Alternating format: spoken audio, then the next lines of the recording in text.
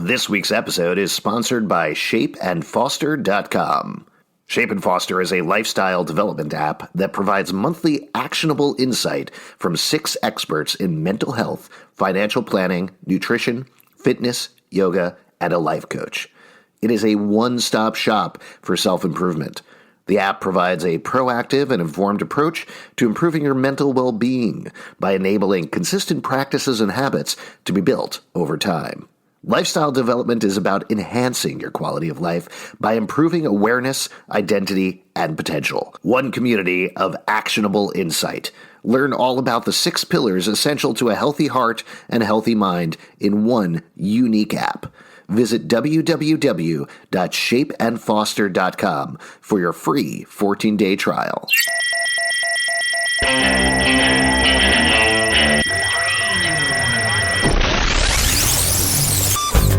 What's up, everybody? Welcome to The Stack. I'm Alex. I'm Justin.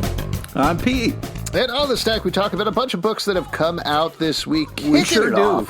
We got one that Pete is terrified by. Oh, my God. We're starting with this? We're starting with this, Pete. We're going right into it with Ha-Ha! All caps, number 1 from Image Comics, written by W. Maxwell Prince. Art and cover by Vanesa Del Rey. Now, the reason I put it right here at the front of the stack is this is by W. Maxwell Prince, who also wrote Ice Cream Man, our number 1 book of 2020. This is his follow-up book. He talked about it live on the show when we had him on as a guest. So I feel like there's a fair amount of hype regardless in the real world about this, let alone here on our little old podcast. So this is a different sort of anthology. This is not about the Ice Cream Man. This is about clowns. This is still an anthology telling 10-1 stories, I believe, about these different characters, and obviously goes very dark. But what did you think about not just this book, but how it holds up compared to Ice Cream Man? I think it's great. If you're a fan of Ice Cream Man, I think you will like this book as well. It's nice to see a story that is a little bit tonally different. I feel like Ice Cream Man has sort of a supernatural dread to it, and this has just more of an existential dread to it, which is just a subtle shift in flavor. The difference between a pistachio with chocolate chip and a pistachio without chocolate chip. But the art is different, which I appreciate, and I really like the first story. Pete, how'd you feel about this? Were you too scared to read it? It was very scary. I had to make sure I read it during the day with plenty of light. Empty that bladder out first. So you didn't pee your pants. This was insane. This is really just... What was nice is you kind of think you understand it, and then it kind of takes a couple more turns. So it was creatively impressive. But the fact of, like, this is the person who did Ice Cream Man, like, the tone underneath it was very troubling and scary and intense. So there was a lot of creepy stuff going on all the time. The art was glorious. The storytelling was impressive, but I am very scared to see what's going to happen if this is the beginning. I like this quite a bit. I thought this was really good. Like you guys are saying, for those who didn't pick it up, I felt, whether purposeful or not, this felt like a very specific response to Joker to me, because it's about a clown who is down and out and pushed to his limits, and then what does he do next? The movie Joker, yes. Pushed to his limits, what does he do next? It goes in very different directions, obviously, than the movie goes, but it does go to this very dark place. It doesn't back off from the realism of it, but like Pete was touching on, Vanesa Del Rey's art goes through these really different art styles that are very gritty and realistic, some that are cartoony. So there's a real breadth to the art there that I thought was really nice. And it does feel different from Ice Cream Man, like Justin was saying, which I thought was nice to see as well. Even if you haven't read that book, even if you had no interest, even if you were scared of clowns, this is really good. I mean, I will say, I know I mentioned in the lead up to this book that my wife was a clown, so I was going to throw this by her, but this is a different type of clown. You know, it's just like more of a party clown type thing going on. I'm glad we're talking about this, because something that, I touched upon last episode. I don't know if the live show or the stack or whatever. Who knows? We do too many podcasts. Go ahead, Pete. I'm worried about your children because your wife is a clown. You are an evil genius. What are your children going to turn into? You know what I mean? Like, I am very worried that I'm growing up in a world where it's going to be the birth of some kind of like Joker type character. You know I'm worried you're raising some sort of insane clown posse. Is that possible? The other day, this is really weird. My son said, "Hey, do you want some Faygo?" And I was like, "I don't know what that means, but yes, please." Nice. I feel like they've got a big weekend planned later this summer. I want to give a shout out to the movie Quick Change, which I feel like may have been an inspiration for this comic, a Bill Murray movie from like 1990 or something like that. Regardless, very good book. Definitely pick it up. Next up, King in Black Thunderbolts #1 from Marvel, written by Matthew Rosenberg, art by Juan Ferreyra. Bergie. What? Bergie. You just love shouting things in the middle of what I'm talking. Yeah. If you haven't been picking it up, this is taking place during the King Black event, where Null, the god of the symbiotes, has taken over New York City. Here, Kingpin gathers a group of villains to try to take down Null, or at the very least, start the process of taking down Null. In classic Matthew Rosenberg fashion, things don't go very well. There's a bunch of sad sack, horrible villains, but a lot of people die in this book. This feels like Marvel's answer to Suicide Squad 100%. In the best way. The movie. I had a lot of fun reading this. Agreed. This was great. I was really into the Star character in her standalone series from last year, so it was great to see her on this team. And just great story. Loved everything that happened. Great panel where you get to see Luke Cage, Iron Fist, Jessica Jones kicking ass in the middle, and they're like, "Yeah, let's get away from this." I feel like this is a great kind of story, but also the art is really fantastic in a lot of different ways. It's cool to see Kingpin out of a suit, like he's rocking like a starter jacket and like a polo shirt, but casually still running things like Kingpin. There's a lot of fun being had in this book that is completely insane and over the top, but this is a fun issue. Yeah, I've been a little 50-50 about some of the tie-ins. The Venom stuff feels necessary. The King in Black stuff feels necessary. But a lot of stuff with this event feels very side to the event to me. This is side to the event, but I had a blast reading it anyway. Yeah. And I think that makes it worth checking out. Next up, let's go into our Future State block. We did this last week for the first week of Future State. Oh, boy. We read and talked about not all of the books, but some of our favorites. But once again this week, we read all of the books in DC's Future State, which shows us a possible future of the DC universe. So I'd love to go to you guys, given that I'll just read the titles and then we can read the creative teams later. We read Teen Titans, Green Lantern, Kara Zor-El, Superwoman, Robin Eternal, Justice League, Superman, Wonder Woman, Dark Detective. Those are the ones that came out this week. What jumped out at you? What did you particularly like that you thought was the standout this week or standouts? It occurs to me reading a lot of these books that this event feels so much like the 2099 line that Marvel did many, many years ago. Good call, yeah. Especially the Dark Detective book and Robin Eternal in this batch. And I liked both of these books. Robin Eternal brings in Spoiler and some of the, Robin Incorporated? Was that the name of it? Or I forget the team of all the Robins. It was a book for a while. We Are Robin. We Are Robin. That's what it is. Yes. Just to mention the creative teams behind those, since we're talking about it, is Robin Eternal is written by Meghan Fitzmartin, art by Eddy Barrows. Dark Detective is written by Mariko Tamaki and Matthew Rosenberg. Once again, art by Dan Mora from Once and Future, one of our favorites here, and Carmine Gian Domenico. Go ahead, Justin. Sorry about that. And no, great. And Dark Detective, I feel like, is almost a direct analog to Spider-Man 2099 #1, which is a great book. Really enjoyed this. And then the backup that you were just mentioning, the team behind it, I think is Matt Rosenberg with the Grifter story, which I also enjoyed. Yeah, I mean, I'm not mad at this event. Like, this has been some very interesting reading. I've been reading DC for most of my life, and some of the stuff in here is really great. The Superwoman art was just really unbelievable. The character design, it was just nice to be reading a DC book and being like, wow, is this really a DC book? The colors and the stuff was just so cool.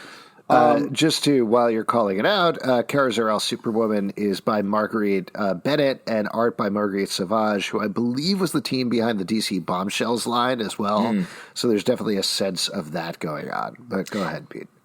And yeah, I just think that like even the future state Green Lantern, we still got, they didn't, I was hoping it wouldn't be, the actual Green Lantern to be the Green Lantern that we really like. But there's still like a lot of creative stuff happening. And maybe, it's, I don't know everything, but like the Teen Titans book, Beast Boy is also part cyborg. And Robin is rocking what looked like a Taskmaster belt, but like it, Deathstroke. Yeah, but same character basically. Well, it's Slade Wilson, but like the belt has the T that looks exactly like Taskmaster's belt. But like, that kind of stuff aside, Terminator. I was like, oh my god, this is a ton of books that we have to read that Zalbin just dumped in our laps to make us read. But I ended up being very happy. Us read. That we had to do this, and also I'm still really loving this new Wonder Woman. Well, Alex, you haven't said anything yet. Why don't you go? No, that's fine. I mean, I agree with a lot of those picks that I think were really good. Like Mariko Tamaki, like you said, on Dark Detective was awesome. This book is about Bruce Wayne is left for dead. Of course, he's not quite dead. So who does he become next? The Matthew Rosenberg Grifter story, again, a really fun story there.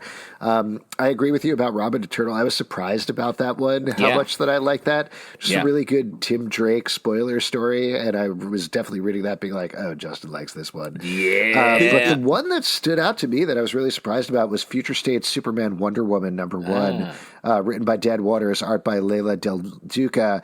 And this is, so like Pete said, I think like Wonder Woman, clearly this new Wonder Woman has been the standout here of this event. She's definitely the one that everybody hooked into. They're developing it for the CW as a Wonder Girl show. But she's great. She's fun. John Kent is fun. The tone of this is just... So this Wonder Woman is, I believe, they haven't been totally upfront about everything that's going on, but she seems to be from some sort of South American god pantheon, but also the Olympian pantheon. Like Zeus is her dad, but somebody else is her mom. So she's dealing with the sun god there, who ended up having a race with, is it Solaris? Solaris, yeah. Solaris. And that conversation Superman has with Solaris, really. So fun. Where just Superman and Wonder Woman are on the ground being like, well, this is messing up the entire Earth because of the tides and everything that's going on, while these two sun gods are having a race around the Earth. Just the whole tone of it was so surprisingly light and enjoyable. I had a blast reading this book. Also, which one, Justin, you were pointing at me, which one did you think I was going to call out? I thought you were going to call out Justice League #1, which is I really liked. That's exactly what I thought he was going to say. I also was, I really liked Justice League and Justice League Dark. And I also like the kind of last page reveal. So that was Joshua Williamson writing the Justice League story, Ram V writing the Justice League Dark story, Rorson Rocha on the first story, Marcio Takara on the second story. I like the Justice League story. I thought that was a lot of fun. That was all about like the fallout of the Justice League messing up and being ruined and what happens also next. Had the right Green Lantern on that one. We got our N.K. Jemisin Green Lantern. Yeah. Which is awesome. But the Justice League Dark story was fantastic in that backup there. So good. I like both of these stories. I like the they do a great job of really giving us context for the first Justice League story, and then just moving quickly through the story in a fun way by getting this idea out that they're not supposed to talk to each other. They're not supposed to have they're supposed to maintain their secret identities, but they're all breaking those rules. Really great. As opposed to some of the ones that I thought were harder to read were the Teen Titans one and the Green Lantern one, because I was like, what is happening? There was very little context given up at the top, and they felt like dumping us into a story that I didn't quite know was happening. Well, this is, I think this is an interesting week 2 thing, in particular with the Green Lantern one. Teen Titans is like, there seems to be a disparity in terms of time period with some of these, where some, the Earth is a paradise, some, the Earth is ruined. It's not quite clear how they connect to each other. Which one are we living in? A little bit of both. Column A, column B. There you Teen go. Titans is by Tim Sheridan and Rafa Sandoval. Green Lantern is by Geoffrey, Thorne, Ryan, Cady, Ernie, Altbacker. Art by Tom Raney, Sam Basai, and Clayton Henry. We get 3 stories in the Green Lantern one. That was definitely one where I felt like we're just dropped in the middle with a John Stewart story. You don't know exactly what's going on. They're fighting a new villain. The second one, it felt like it started to become a little clearer as we followed Jessica Cruz is fighting some Yellow Lantern, some of the Sinestro Corps, and it becomes clearer that like the rings have failed. At some point, the Green Lantern ring stopped working, and it becomes even clearer in the third story, which was my favorite of that book, which follows Guy Gardner. He's on a random alien planet as his ring fails, and he can't leave the planet, so he kind of makes the best of it. That story I thought was a lot of fun, personally. Yeah, that one was very fun.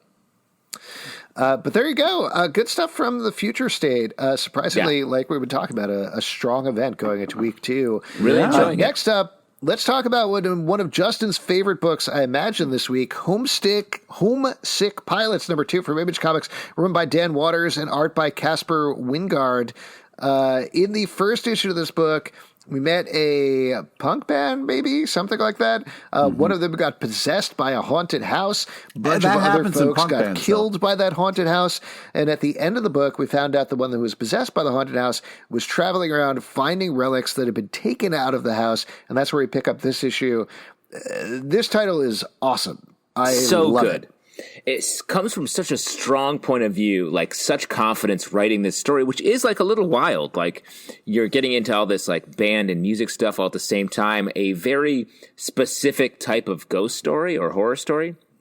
And the way this issue plays out is like super fun, super unique, sad at points, and it's setting up some real tension for the characters going forward. Also, I'm glad it really explains why people hang a horseshoe above the door. You know, like we really get the kind of where that all got started and why people do that. This is all true stuff.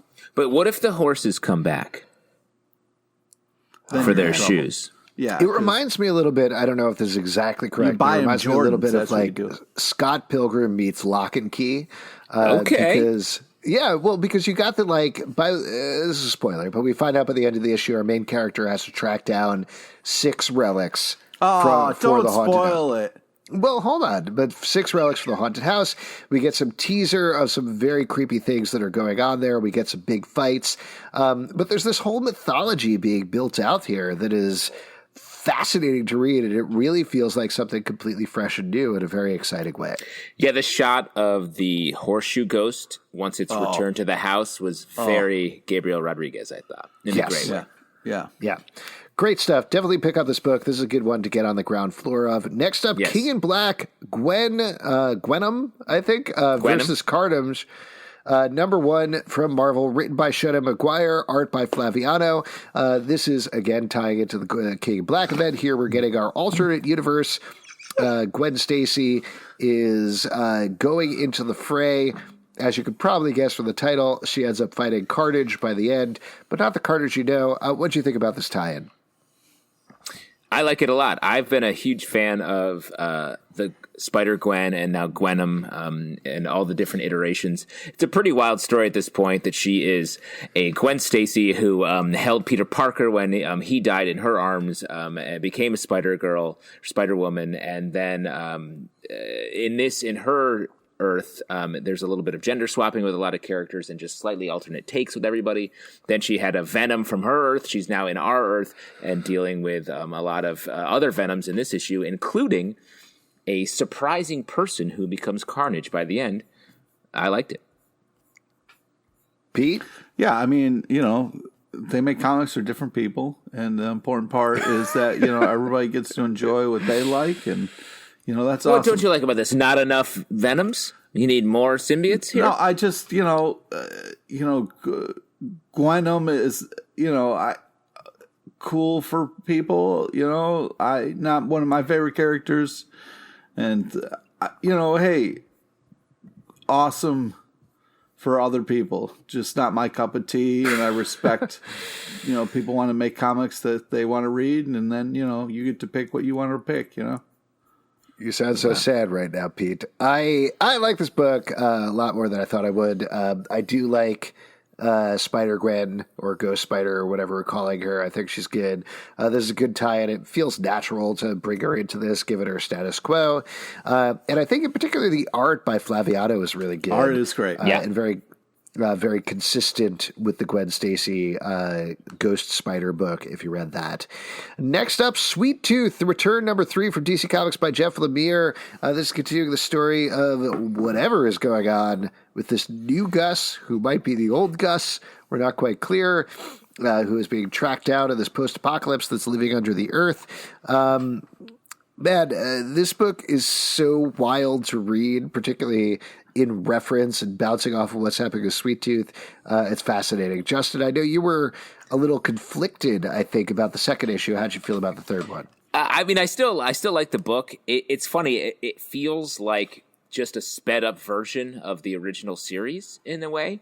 And I do think we're going to get probably next issue the reveal that it is that this Gus is a clone of the original Gus, and it's sort of like someone trying to re-engineer a religious event for all these people and return to the Earth and all of that. And so I think that's a cool story, but it definitely feels like we're digging up fossils that we were there for when they were buried. No way. If that makes sense. This was an awesome, awesome issue. Earl is my new favorite thing. This is a large elephant man who kills people. Yeah. And Earl was just such a badass and such a fun addition to this book. I mean, the fuck me, Earl is loose just before his head gets ripped off. That's just great. That's just great comics. That's just fun stuff. Kind of a creepy reveal of the kind of like, tube versions of him. But I think this is a very interesting kind of book, as it does kind of speed through this, which it says 3 to 6, like they don't have time for this shit. So I appreciate the fact that it's fast forward a little bit. Of course, I'm not saying it's a bad thing. I'm saying that's just what it feels like. Yeah. So that's definitely a pull quote for the cover. I don't have time for this shit.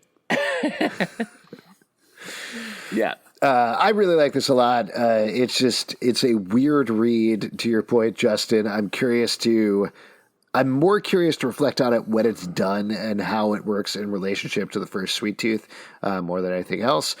Next up, A Man Among Ye, number 4 from Image Comics, written by Stephanie Phillips, art by Craig Serback. This is ending this title, I believe, for now. It focuses on a bunch of female pirates who are teaming together. We finally get that team in this issue as they try to rescue one of their boyfriends, I guess, is the best way of putting it. Pete, you've been a big fan of this series, right? Yeah, this is really great. And I think this ends really well. It's a little heartbreaking what kind of happens, but I've been really impressed with the action. I love the storytelling. And I think this is a really kind of cool way of everybody kind of coming together here at the end, so we can kind of get more adventures, hopefully. But I thought this was a great kind of fun pirate story with some cool twists in it to kind of update it. And I appreciate a lot of the rage and what was happening.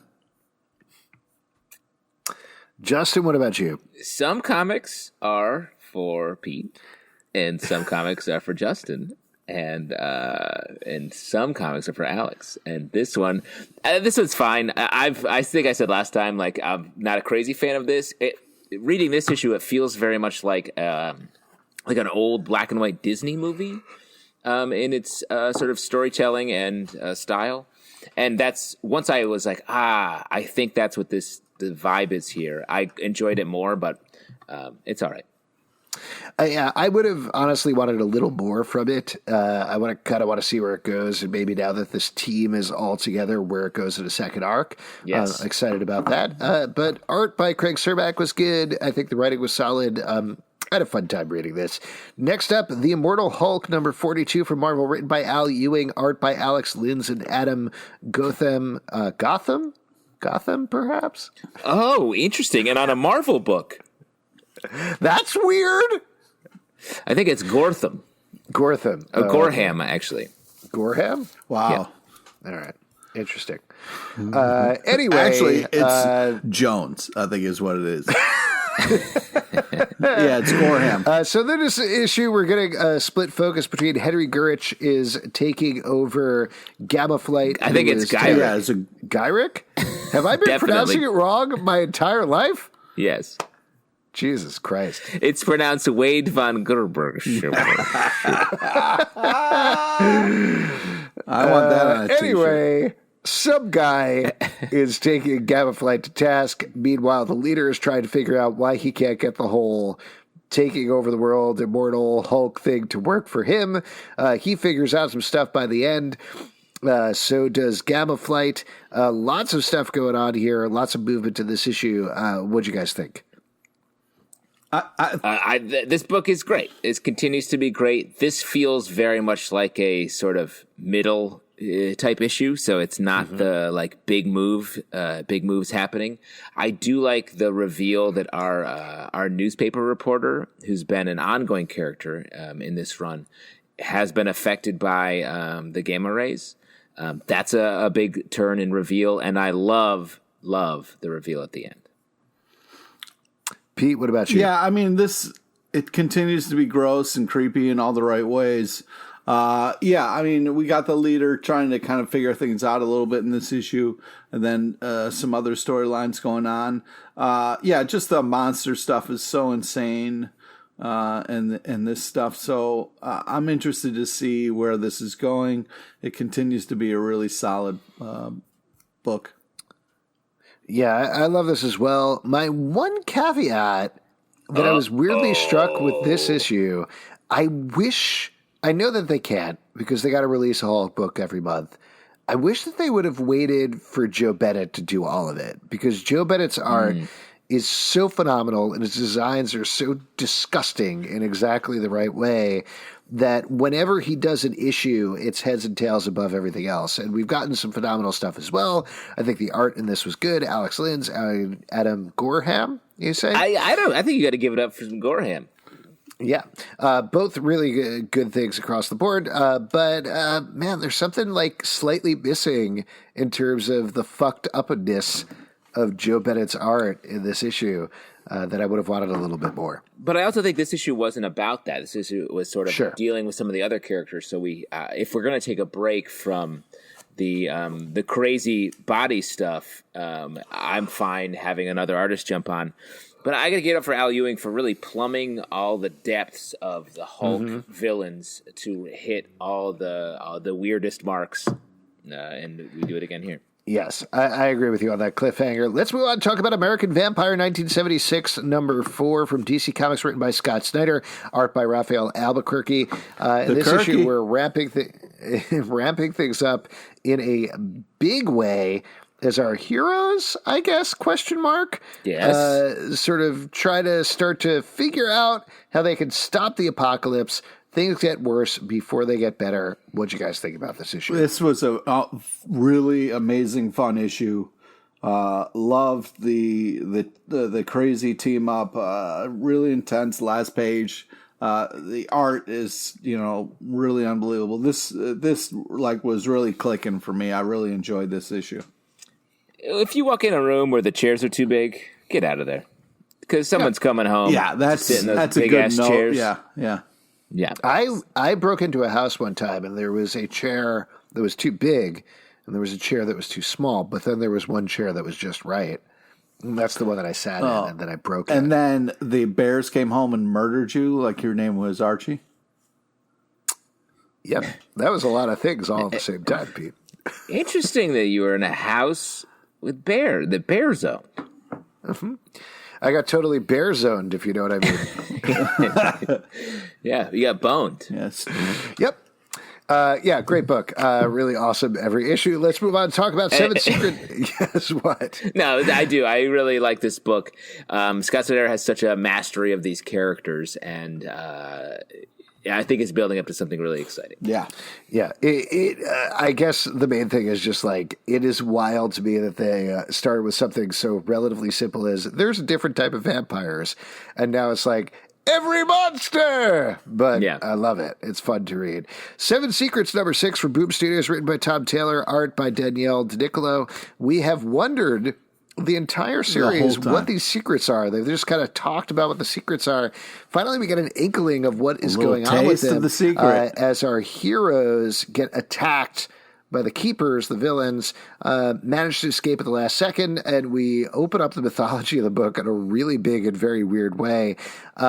I thought this issue was not only just great, as the series has been, but very necessary in terms of the run, because there's only so long you can keep these secrets secret from the reader before it starts to get annoying, and they start to really pull back the veil here.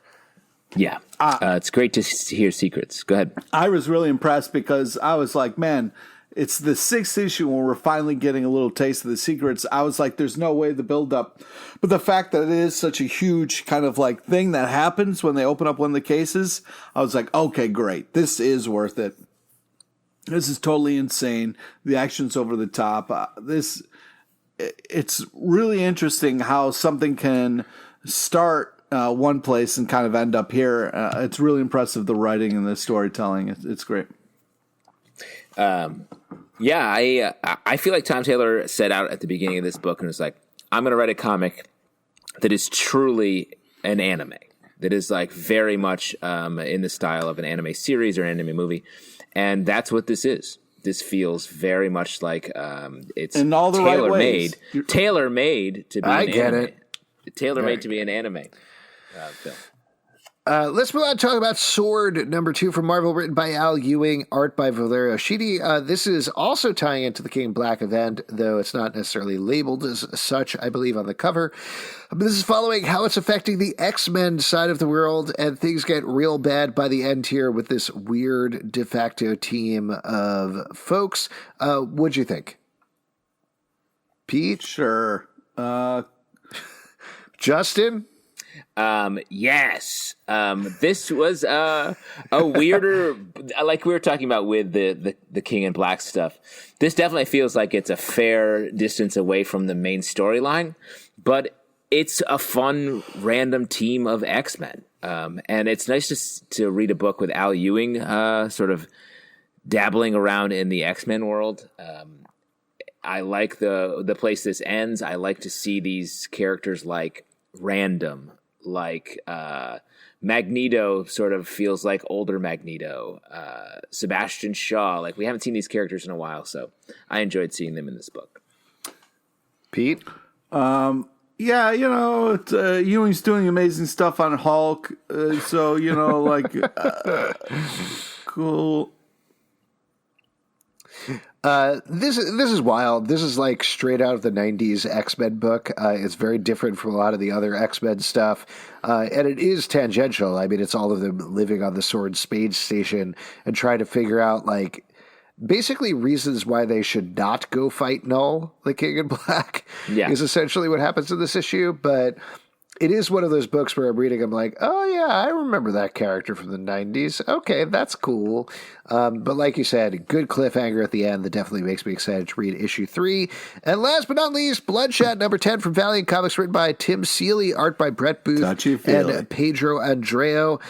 This is a book that straight up feels like it's trying to capitalize off the massive success of the Bloodshot movie that never happened. But regardless, Tim Seeley is doing his best here to put out a fun, over-the-top, insane cinematic Bloodshot book.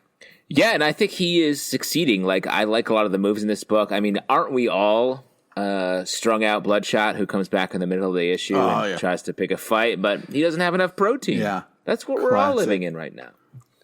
And I like the line, "Come on, you Jared Leto looking motherfucker." Yeah, that's great. Very fun. That's just Tim Seeley. Tim Seeley does a great job of combining great action with some fun lines. It's wild how much happens in this book. It feels like 3 entire arcs of a Bloodshot comic happening within 20-something pages, which is an insane pace to read. But it's fun. I enjoyed it. I don't know. Yeah, I mean, eat your protein. Tim Sillery's a great writer. He adds humor to all the right things. Bloodshot to me is not one of my favorite characters. The movie didn't help that at all. So I thought this was kind of a more interesting take, but it was very fast paced. But I had some great lines in it. Well, let me ask you, Pete, what don't you like about him? That he's like Deadpool, a character you like, or the Punisher, another character you like? I don't like, he can't, I don't know what it is, man. All right. I don't know. You don't like nanites? There's just tiny robots. Yeah. Don't trust him. He kills people and eats meat. What is there that you don't like about that, Pete? Okay. On paper, it seems like I should love this guy. I get it, guys.